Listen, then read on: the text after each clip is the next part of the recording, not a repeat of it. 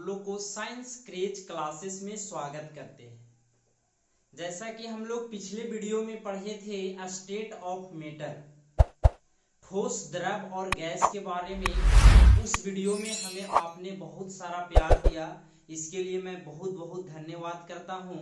इसी तरह से प्यार अगर आप बनाए रखते हैं तो लगातार हम अच्छे अच्छे टॉपिक का वीडियो आपको मिलता रहेगा।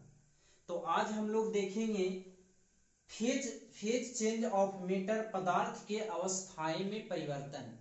फेज चेंज ऑफ मैटर, पदार्थ के अवस्थाएं में परिवर्तन, कैसे कैसे ये वाटर साइकिल जल चक्र चलता है उसके बारे में हम लोग इस वीडियो में जानेंगे। तो बने रहिए इस वीडियो में और देखते हैं क्या होता है इसे।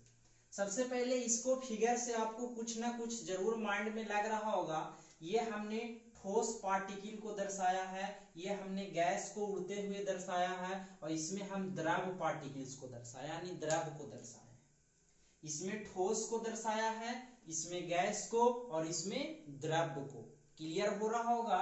अब देखिएगा आप लोग, तो यहाँ पे एगो ब्लू कलर से तीर का निशान है, एक ब्लैक कलर से।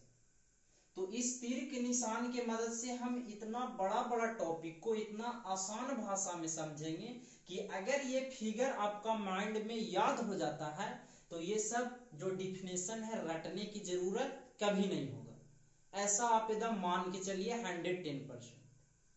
तो सबसे पहला देखते हैं हम लोग ये वाला बात। जब कोई पदार्थ ठोस अवस्था से अगर वो गैस अवस्था में चेंज हो, यानी जब कोई पदार्थ अगर ठोस अवस्था से गैस अवस्था में चेंज हो उसे हम क्या बोलते हैं? ऊर्ध्वपातन, सिब्लिमेशन कहते हैं। जैसे आप लोग देखे होंगे कपूर जलाए होंगे, उस कपूर ठोस अवस्था में रहता है, लेकिन जब वो जलता है तो डायरेक्ट गैस अवस्था में बदलता है, उसे हम ऊर्ध्वपातन, जैसे कपूर हो गया, अमोनिया हो गया, नौसादर हो गया, ये सब क्या कहलाएगा? ऊर्ध्वपातन के अंतर्गत आएगा। नेक्स्ट आता है निक्षेपण या निष्कर्षण। जब कोई पदार्थ होता है वो गैस अवस्था से सीधे अगर ठोस अवस्था में परिवर्तन हो रहा है तो उसे हम निक्षेप कहते हैं यानी डिस्पर्सल्स कहते हैं। तो ये दोनों पॉइंट आप लोग की क्लियर हुआ होगा। अब बढ़ते हम लोग यहाँ पे देख रहे हैं कि जब कोई पदार्थ ठोस अवस्था से सीधे गैस द्रव अवस्था में परिवर्तन हो रहा है तो उसे हम गलन कहते हैं। क्या कहते हैं? ठोस अवस्था से द्रव अवस्था में। जैसे आप अगर मान लिया जाए कि कोई बर्तन है और उस बर्तन को पानी के आप फ्रिज में रख रहे हैं, तो वो क्या बदल रहा है? वो द्रव अवस्था से सीधे ठोस अवस्था में बदल रहा है, तो उसे हम क्या बोलेंगे? हिमीकरण। जब कोई पदार्थ द्रव अवस्था से अगर ठोस अवस्था में बदल जाए, जैसे जल को हम रखते हैं फ्रिज वगैरह में तो वो द्रव में बदल जाता है। यानी देखिए, जब कोई पदार्थ द्रव अवस्था से ठोस अवस्था में यानी बर्फ जम जाए तो उसे हम हिमीकरण कहते हैं, और जब कोई पदार्थ ठोस अवस्था से द्रव में चेंज हो जाए तो उसे हम गलन यानी मेल्टिंग कहते हैं। एक बार फिर से, अगर कोई ठोस पदार्थ ठोस अवस्था से द्रव अवस्था में परिवर्तन हो रहा है, जैसे आप लोग समझने के लिए हम बता दें कि बर्फ का कोई बहुत बड़ा सिल्ली है, लेकिन उसको टेम्परेचर मिलने के कारण धीरे धीरे वो गल रहा है, यानी द्रव में परिवर्तन हो रहा है। जैसे आप लोग बचपन में अठनिया बर्फ, 1 रुपया बर्फ खाए होंगे, उस बर्फ को हम लोग कटोरी में ले जाके रखते थे और धीरे धीरे वो पानी नियन पिघल जाता था, उसको हम लोग पिया करते थे। तो उसी प्रकार से यहाँ पे जब कोई पदार्थ अगर ठोस अवस्था से द्रव में बदल रहा है तो उसे हम मेल्टिंग, इट मीन्स गलन कहते हैं। क्या बोलते हैं? गलन कहते हैं। एकदम इजी भाषा में समझना है। अगर कोई पदार्थ द्रव अवस्था से ठोस अवस्था में बदले, द्रव अवस्था से ठोस अवस्था में बदले, उसे हम हिमीकरण कहते हैं। जैसे अगर आपके घर पे फ्रिज होगा तो कोई बर्तन में आप पानी रखिए, वो द्रव अवस्था में था और धीरे धीरे जम जाता है तो वो ठोस अवस्था में बदल जाता है, और इसी को हम हिमीकरण कहते हैं। तो बात आप लोग के समझ में आया होगा। ये दो चार को क्लियर हुआ होगा। आगे आते हैं हम लोग वेपराइजेशन यानी वाष्पीकरण। क्या बाबू? वाष्पीकरण। तो देखिएगा, सपोर्टेड ये तालाब है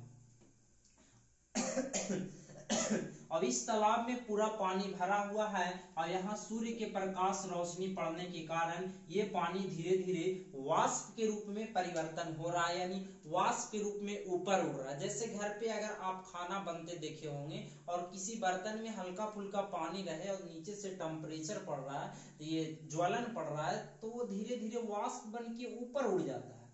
यानी जब कोई पदार्थ द्रव अवस्था से गैसीय अवस्था में परिवर्तन हो, ऊपर उड़ने लगे, तो उसे हम वाष्पीकरण कहते हैं, इवेपोराइजेशन कहते हैं। एकदम क्लियर हुआ होगा कि अगर हम कोई द्रव को टेम्परेचर दे, ताप दे या उष्मा दे, तो धीरे धीरे वो वाष्प बन के ऊपर उड़ता है। इस प्रक्रिया को हम वाष्पीकरण के रूप में जानते हैं। जैसे देखिएगा अभी गर्मी का मौसम आ रहा है, धीरे धीरे समुद्र और तालाब के पानी सूखेगा, तो वो सूखेगा तो कहाँ जाएगा, वो ऊपर ही ना उस उड़ेगा वाष्प के रूप में, तो उसी को हम वाष्पीकरण कहते हैं। यानी जब कोई पदार्थ द्रव अवस्था से गैस अवस्था में परिवर्तन हो, उसे वाष्पीकरण कहते हैं। ये तीर के निशान, यानी इससे इसमें परिवर्तन होना द्रव अवस्था। क्लियर हुआ होगा। लेकिन जब कोई पदार्थ गैसीय अवस्था से द्रव अवस्था में परिवर्तन हो रहा है, गैसीय अवस्था से द्रव अवस्था में परिवर्तन हो रहा है, उसे हम संघनन कहते हैं। क्या कहते हैं? संघनन कहते हैं। जैसे गैस अवस्था से द्रव अवस्था में परिवर्तन होना क्या कहलाता है? संघनन कहलाता है। एक बार फिर से रिकॉल कर लेते हैं। अगर कोई पदार्थ गैस से ठोस बने, उसे हम निक्षेपण कहेंगे, और जब कोई पदार्थ ठोस से गैस अवस्था में परिवर्तन हो, उसे ऊर्ध्वपातन कहेंगे, और जब कोई पदार्थ ठोस अवस्था से द्रव अवस्था में परिवर्तन हो, उसे गलन मेल्टिंग कहेंगे, और जब कोई पदार्थ द्रव अवस्था से ठोस अवस्था में बदले, उसे हिमीकरण कहेंगे, और जब कोई पदार्थ द्रव अवस्था से वाष्प अवस्था यानी गैसीय अवस्था में बदले, उसे वाष्पीकरण कहते हैं। और जब कोई पदार्थ गैसीय अवस्था से जब कोई पदार्थ द्रव अवस्था से गैसीय अवस्था से द्रव अवस्था में बदले, उसे हम संघनन कहते हैं। तो ये आप लोग देखिए, एक बार इसे आप स्क्रीनशॉट ले लीजिए अपना कॉपी में नोट करने के लिए।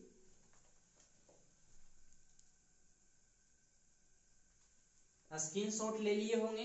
एक बार हमें आप कमेंट करके जरूर बताइएगा कैसा लगा वीडियो। तो फिर मिलते हैं इसी तरह के छोटे छोटे टॉपिक के साथ और आगे बढ़ेंगे धातु अधातु चैप्टर में। तब तक के लिए जय हिंद।